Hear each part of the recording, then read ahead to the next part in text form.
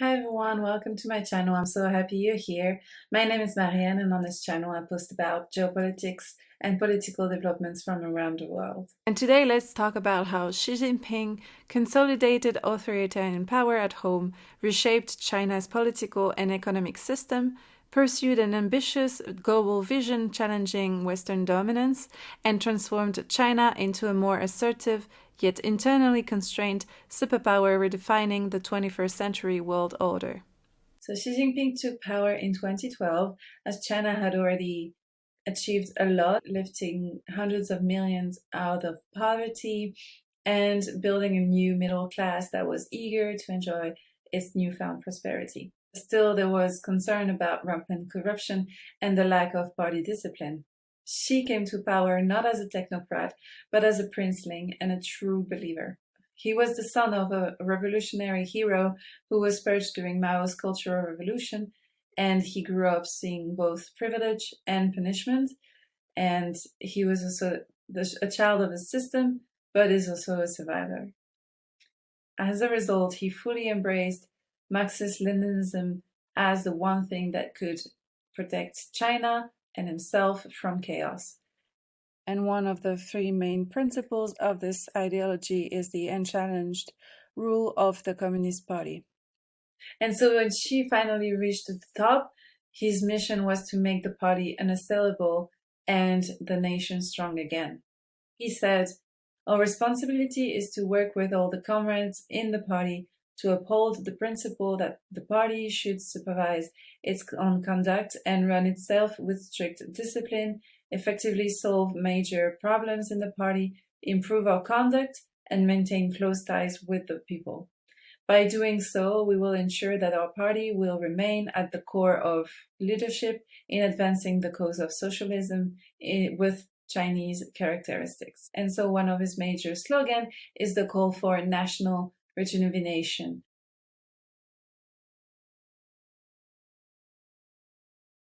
So from the start of his tenure, Xi moved with stunning speed. He launched the biggest anti-corruption campaign in Chinese modern history, with millions investigated and hundreds of top officials purged. While there is no doubt that corruption is largely present in China, this has historically been the occasion for authoritarian leaders to conduct purges and within the CCP to purge members of opposite factions. And among the biggest tigers that were caught in the purges were members of the Jiang faction, as well as a former aide of Hu Jintao. So this anti-corruption campaign was also a consolidation of power for Xi, a way to remove rivals and reassert discipline. And Xi rebuilt the Communist Party as the center of everything, in a pure Marxist-Leninist vision where the Communist Party is reigning supreme to bring about social change. The slogan "Chinese Communist Party leads everything," which was first introduced by Mao in 1973, but was deleted by Deng Xiaoping at the 12th Party Congress, was re-enshrined in the party constitution in 2017. And in Xi's China, it truly does. State-owned companies were strengthened, private tech giants brought to heel, university told to align with party ideology. He revived Mao-style study sessions, filled cities with surveillance cameras, and fused digital technology with authoritarian control, creating what analysts call the world's first algorithmic dictatorship. Through censorship, facial recognition, and the social credit system, the state became not just political power, but a digital presence in every citizen's life. And the sentence from the 2017 19th National Congress expresses it really well. Party, government, military, civilian, and academic, east, west, south, north, and center, the party leads everything. He implemented drastic changes and limitations to entire industries. For example, after-school tutoring was massively limited, and more recently, his political decision to force the construction sector away from overbearing debt has led to the crash of the giants in the sector, Evergrande.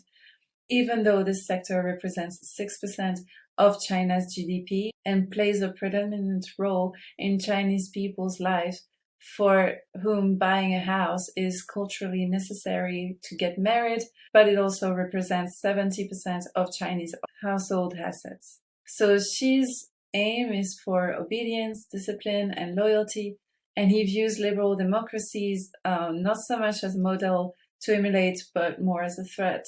And in his view, freedom leads to division. And he said in 2023, the practice of stroking division and confrontation in the name of democracy is in itself a violation of the spirit of democracy.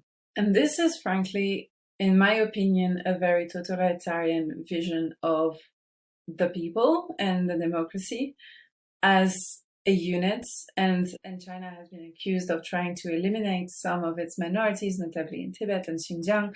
But in practice, these divisions exist in any society as there are different interests, different paths of life, different thinking, and this all creates different visions.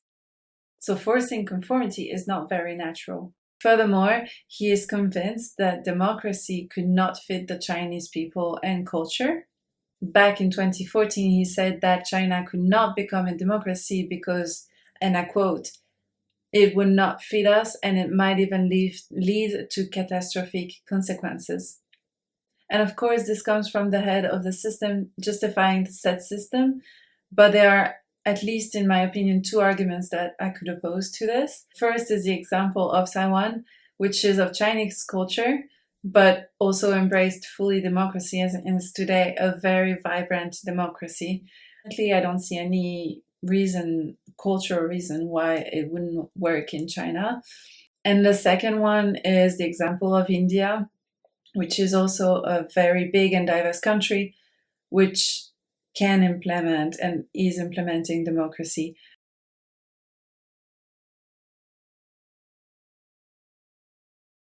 Another key policy of Xi Jinping that differs from his predecessors is the assertiveness of China on the international stage. So it refers to the idea of a community of common destiny, which grew beyond just interconnectedness to encompass the idea of China more active in global affairs as it sought to realize the Chinese dream, and what Xi Jinping refers to as great rejuvenation, which is essentially China returning as a global leader. And promotes reforming the global governance system. He replaced the old reform era pragmatism of Deng Xiaoping to hide your strength, bide your time approach, with a new principle, strive for achievement. Additionally, he is convinced that the West is in relative decline and the East is rising, and many of his policies reflect that assumption. And as China's power grew, Xi judged the post-World War II Western-led global order to be hypocritical and waning. In Xi's view, the West's dominance is temporary, so as long as the party remains united and the country avoids internal weaknesses, the time is on China's side. So under Xi, China will no longer simply wait for its turn.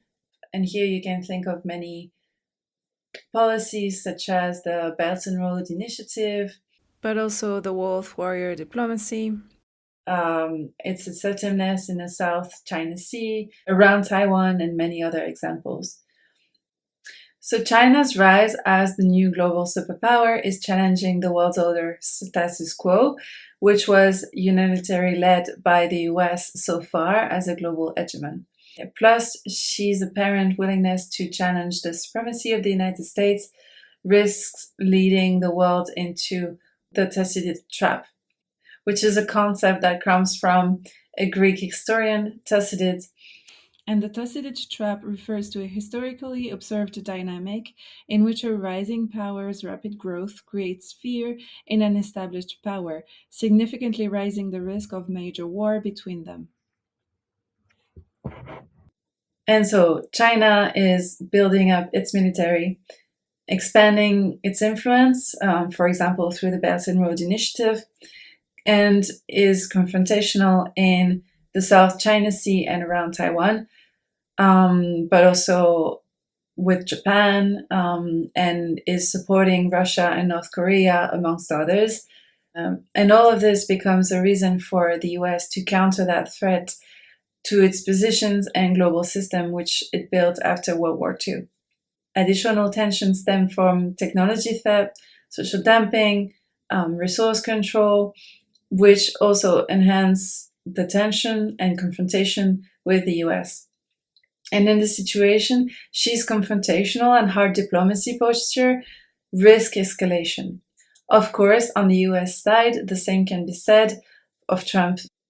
But in my view, it is worrying that Xi treats confrontation with the West not as a crisis, but as a natural consequence of China's rise.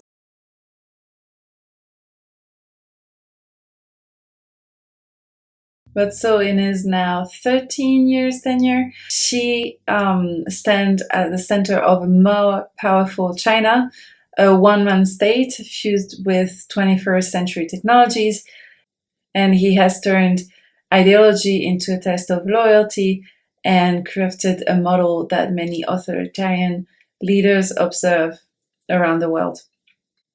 But his power carries a paradox. To preserve control, he must suppress openness and creativity. That helped China's rise. But by concentrating on key sectors, especially new technologies, the Chinese government is able to acquire and project the image of a strong power holding the keys of the future. But this is built on shaky ground. The economy faces structural issues, and especially from the low internal consumption. There is a high youth unemployment in the country, especially for young graduates, and the country is running on an insane amount of debt. China's total GDP ratio to debt has reached 303% in 2024. At the same time, he must remain vigilant constantly against potential rivals and dissidents. In the last CCP plenum, this October, there were 16% of the party leaders that were absent, which is a sign that purges were conducted and that Xi faces internal dissensions.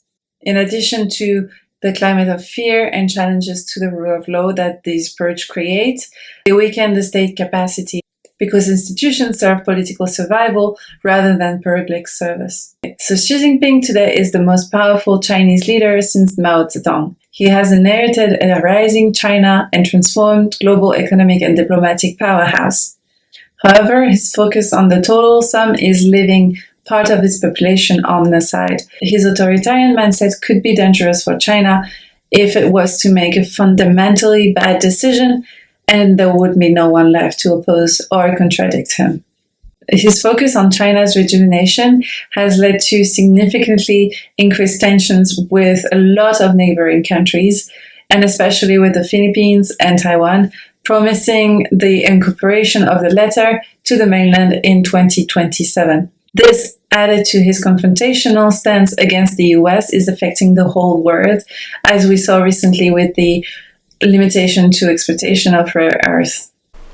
And around the world, China is also using investments to obtain access to resources and diplomatic support, which has created problematic dependencies, unsustainable debt, labor issues, and environmental degradations. Whether his vision leads to a new global order or isolation and decline remains to be seen. But one thing is certain already, he has changed the course of the 21st century, and not through revolution, but through recentralization, indoctrination, and control. So thank you so much for watching. I hope you enjoyed this video and that you learned a bit more about China's political leader. I will put all the sources below, and I hope to see you soon for a new video. Bye!